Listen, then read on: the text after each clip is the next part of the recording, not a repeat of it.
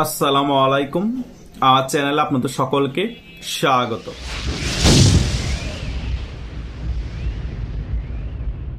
বিগত 5 আগস্টের পরবর্তী সময় 16-17 মাসে যে অন্তর্বর্তীকালীন সরকারের উপদেষ্টারা ছিল, তারা বাংলাদেশটাকে দুর্নীতির সদর দপ্তর বানিয়ে ফেলেছে। এই 12 ফেব্রুয়ারি নির্বাচনের পরে তাদের সকল আমলনামা আস্তে আস্তে ফাঁস হচ্ছে।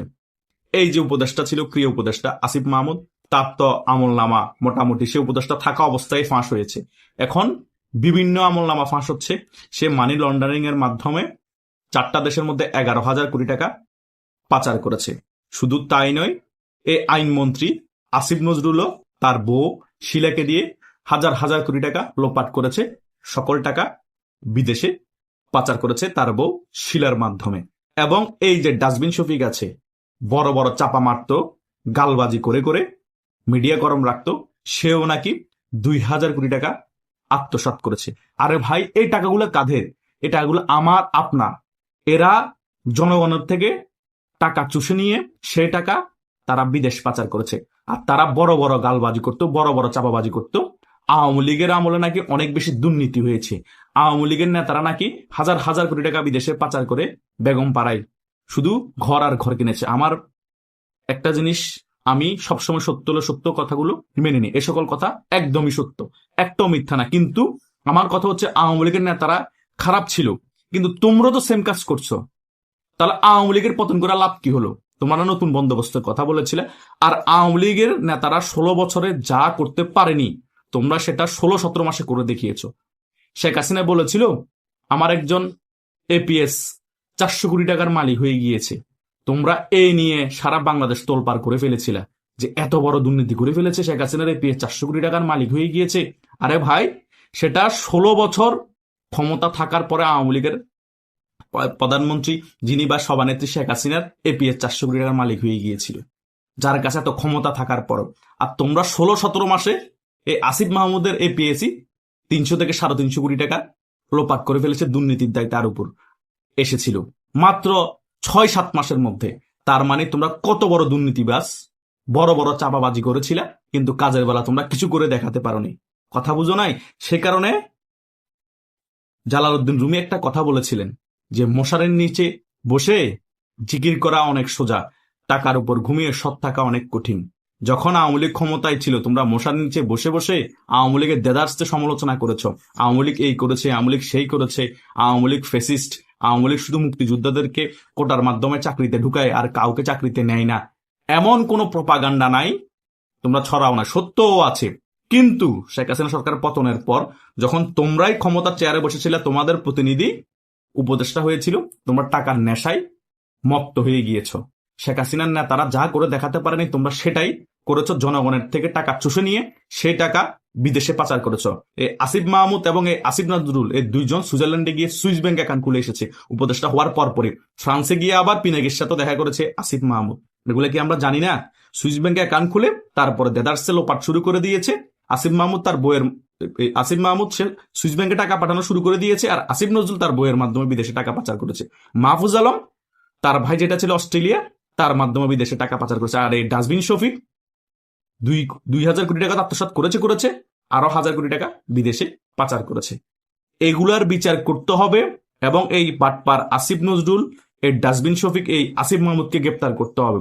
সে যে দুর্নীতি করেছে, এই ক্রিয়া মন্ত্রণালয় এখন সকলেই বলছে এত কিছু প্রমাণ থাকার পরেও কেন তাকে গ্রেপ্তার করা হবে না।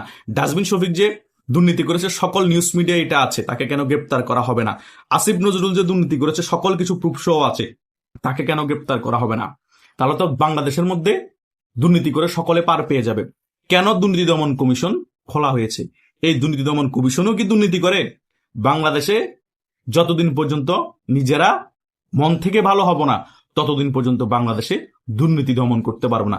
এই দুর্নীতি দমন কমিশনকে দমন করার জন্য আরেকটা দুর্নীতি দমন কমিশন খুলতে হবে। ওই আরেকটা দুর্নীতি দমন কমিশনকে দমন করার জন্য আরেকটা দুর্নীতি দমন কমিশন খুলতে হবে। এভাবে শুধু খুলতেই থাকতে হবে দুর্নীতি দমন কমিশন দুদক, কিন্তু দুর্নীতি দমন হবে না। কারণ নিজেদের থেকে আগে ঠিক হতে হবে। একটা জিনিস মাথায় রাখবেন, মনীষীরা বলে চিত্ত থেকে চেতনা, চেতনা থেকে মন। আমাদের আগে চিত্ত পরিষ্কার করতে হবে। চিত্ত পরিষ্কার হলে চেতনা পরিষ্কার হবে, চেতনা পরিষ্কার হলে আমাদের মন পরিষ্কার হবে। যতক্ষণ পর্যন্ত আমাদের মন এবং বিবেক পরিষ্কার হবে না ততক্ষণ পর্যন্ত দুর্নীতিও দমন করতে পারবেন না। বাংলাদেশের মধ্যে ফ্যাসিস্ট আসতেই থাকবে এবং বাংলাদেশে এরকম তলাবিহীন জুরি হতেই থাকবে। কারণ মানুষের সবচেয়ে বড় আদালত হচ্ছে বিবেক। এই বিবেকটাই তো আমাদের ধ্বংস হয়ে গিয়েছে। ও কথাই আছে না, পাকিস্তান আমলের একজন স্পিকার বলেছিল না, পাতলা দুধে পাতলা সর জন্মে। আমাদের এই বাঙালিরা জাতি হিসেবে যেমন, আমাদের নেতারাও তেমন জন্মগ্রহণ করে। সে কারণে তারা নেতা হওয়ার পরে সকল কিছু ভুলে যায়, তখন তারা টাকার নেশায় মত্ত হয়ে যায়। ওই ক্ষমতার চেয়ারে বসলে তারা লোপাট শুরু করে, দুর্নীতি শুরু করে। যেই ক্ষমতার চেয়ারে বসে না কেন, আওয়ামী লীগ বলেন, বিএনপি বলেন, এবং এই টোকাইরও তো বসেছে, তাদেরকেও দেখেছি, তারা বলেন এই ডক্টর ইউনূসের টাকা পয়সার অভাব আছে, হাজার হাজার কোটি কোটি টাকার মালিক, তার 14 খানদান খাইও শেষ করতে পারবে না, তার আবার 87 হয়ে গিয়েছে, সে মরে গেলে কোথায় মরে ভূত হয়ে যাবে, সেও টাকার নেশা, ক্ষমতার নেশা তারও। এটাই হচ্ছে রিয়েলিটি। ক্ষমতার নেশা, টাকার নেশা মানুষকে ঘুমাতে দেয় না। কথা বুঝেন নাই? কিন্তু আমাদের তার উল্টা হওয়ার কথা ছিল। আমরা কিন্তু সেটা না করে আমরা টাকার নেশায়, ক্ষমতার নেশায় বিভোর হয়ে গিয়েছি। আমরা টাকার নেশায়, ক্ষমতার নেশায় ওকে মেরে ফেলছি, ওকে গুম করছি, ওর নামে মিথ্যা কথা ছড়াচ্ছি, এবং জাতির যারা নায়ক ছিল, আমাদের বাংলাদেশটাকে এনে দিয়েছে, তাদের নামে প্রপাগান্ডা ছড়াচ্ছি, তাদের মোরাল ভেঙে দিচ্ছি, একমাত্র ক্ষমতা ধরে রাখার জন্য এবং মানুষকে বিভ্রান্ত করার জন্য। এভাবে 16-17 মাস বাংলাদেশ চলেছে। একটা দেশ মিথ্যার উপর দিয়ে চলতে পারে না, একটা দেশ মিথ্যার উপর দিয়ে বেশি দিন টিকে থাকতে পারে না। শেখ হাসিনা 16 বছরে বাংলাদেশকে যেভাবে মাথা উঁচু করে দাঁড় করিয়েছিল, এই 16-17 মাসে সেটা একেবারে ধূলিসাৎ করে দিয়েছে। আল্লাহ জানে বিএনপি এখন ক্ষমতা এসেছে, বিএনপি কিভাবে রাষ্ট্র পরিচালনা করে। বিএনপি যদি 2001 থেকে 2006 সালের মতো রাষ্ট্র পরিচালনা করে, আবারও দুর্নীতিতে 5 বার চ্যাম্পিয়ন হবে, আবারও 64 জেলার মধ্যে 63 জেলায় বোমা বিস্ফোরণ হবে, আবারও জঙ্গিদের আস্ফালন হবে। এখন দেখতে পাচ্ছি এই রাজাকারদের নাতিপুতিরা নাকি তারা সংসদের বিরোধী দল। এই যারা পাকিস্তানি রাজনৈতিক দল জামাত ইসলাম, তারা নাকি সংসদের বিরোধী দল। এটা লজ্জার আমাদের মুক্তিযুদ্ধের পক্ষে শক্তিদের জন্য, এটা বাংলাদেশের জন্য লজ্জার। ক্ষমতায় আসার জন্য বিএনপি এত বড় ন্যাক্কারজনক কাজ করবে সেটা কল্পনা করতে পারি না। আমি ধরে নিলাম আওয়ামী লীগ অনেক ভুল করেছে, আমি ধরে নিলাম আওয়ামী লীগ বিএনপিকে অনেক কোণঠাসা করেছে, বিএনপিকে অনেক ধরনের নিপীড়ন করেছে। তার মানে এই না যে বাংলাদেশ বিরোধী শক্তিকে আমরা সংসদে বিরোধী দল করব। এটা মুক্তিযুদ্ধের পক্ষের শক্তির দল বিএনপি নিজেদেরকে দাবি করে, এবং তাদের প্রতিষ্ঠাতা জিয়াউর রহমানও নাকি মুক্তিযোদ্ধা ছিলেন। তাহলে এত বড় ন্যাক্কারজনক কাজ কিভাবে করে? গলার উপর ছুরি ধরলেও তো এই কাজ করার কথা না। যারা সত্যিকারের রাজনীতিবিদ, ক্ষমতার লোভ সবারই আছে, ক্ষমতার লোভ থাকবে। তার মানে এই না যে যারা বাংলাদেশের বিরোধিতা করেছিল তাদেরকে আমরা 70টার উপর আসন দিয়ে দিব সিলেকশনের মাধ্যমে, তাদেরকে আমরা সংসদের মধ্যে বিরোধী দল হিসেবে বসাবো। এটা হতে পারে না। আমরা তরুণ যারা আছি, যারা ইউটিউবে কথা বলে, তারা এটা প্রতিবাদ সবসময় করি, এখনো করছি, সামনেও করে যাব। কারণ এটা আমরা সহ্য করতে পারি না। যারা বাংলাদেশকে ধারণ করে না, যারা এই 54 বছরে কখনো শহীদ মিনারে ফুল দিতে যায়নি 21শে ফেব্রুয়ারিতে, তারা এখন বিরোধী দল সেজে গুপ্ত অভিনয় করে তারা এখন সুপ্ত হয়ে ফুল দিতে যাচ্ছে। এটাও একটা নাটক। মানে বাংলাদেশে তারা আরেক ড্রামা শুরু করে দিয়েছে, বাংলাদেশ আবার ধ্বংস করবে তারা ছদ্মবেশে। এটা সুযোগ করে দিয়েছে কে? এই বিএনপি।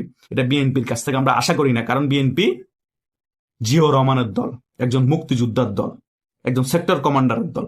তার দল নেতাকর্মীরা কাজ করবে কল্পনাও করতে পারি না। তাই যা কিছু হোক না কেন, যারা এই উপদেষ্টা পদে ছিল, যারা দুর্নীতির সাথে যুক্ত ছিল, যে 3 জনের নাম বলেছি, আসিফ নজরুল, ডাস্টবিন শফিক এবং আসিফ মাহমুদ, তাদেরকে গ্রেপ্তার করতেই হবে। আপনাদেরকে যতই সহযোগিতা করে ক্ষমতা আসার জন্য, কিন্তু দুর্নীতিবাজদেরকে ছাড়া যাবে না। তারা এখনো দেশে আছে, এই সুযোগ সীমিত সময়ের জন্য। তা না হলে জনগণ আইন হাতে তুলে নিবে, এদেরকে ধরে ধরে ধোলাই দিবে আর টাকার হিসাব নিবে। আমি বলে দিলাম। ধন্যবাদ সকলকে। আপনাদের যদি কোনো মন্তব্য থাকে কমেন্ট করে জানাতে পারেন। আল্লাহ হাফিজ।